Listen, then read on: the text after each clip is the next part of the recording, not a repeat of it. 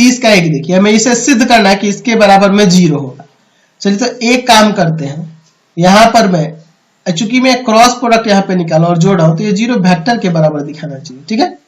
चलिए हम लोग LHS लेते हैं।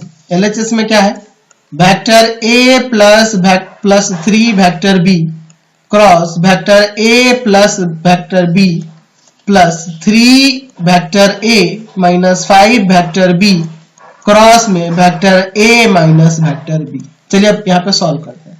क्या आ जाएगा,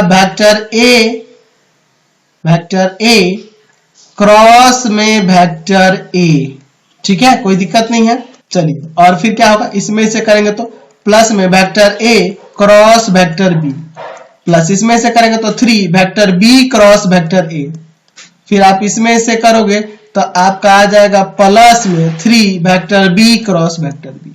चलिए यहाँ पे करते हैं, plus 3 vector A cross vector A minus 3 vector A cross vector B, इसमें से करते हैं माइनस का 5 vector B cross vector A और प्लस का 5 vector B cross vector B।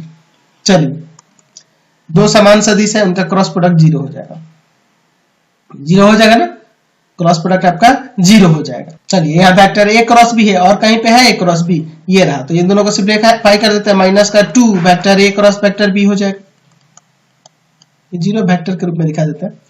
चलिए प्लस यहाँ पे प्लस में है, ये माइनस में, ये माइनस वाला बड़ा है, ये प्लस वाला कम है, तो क्या आ जाएगा, माइनस का आ जाएगा 2 vector B cross vector A।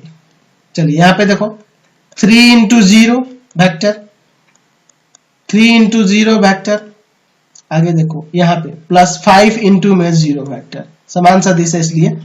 तो देखिए ये आप आगे करोगे 0 वेक्टर 0, सारे 0 वेक्टर है, छोड़िए उनको, हटा दिए 0 को। यहाँ पे माइनस का 2 vector A cross vector B और यहाँ plus 2 vector A cross B, पलट दिए, समान है तो ये भी आपका आ गया 0, प्लस माइनस कट गया, 0 सदिश के बराबर होगा। समझ गए, यहाँ वेक्टर नहीं भी देंगे तो चलेगा क्योंकि प्लस माइनस से तो कट ही गए ना, तो सिर्फ 0 भी लिखेंगे तो कोई दिक्कत नहीं आपका, ठीक है, 0 भी रहेगा यहाँ तो कोई दिक्कत नहीं। चलते अगले क्वेश्चन पे।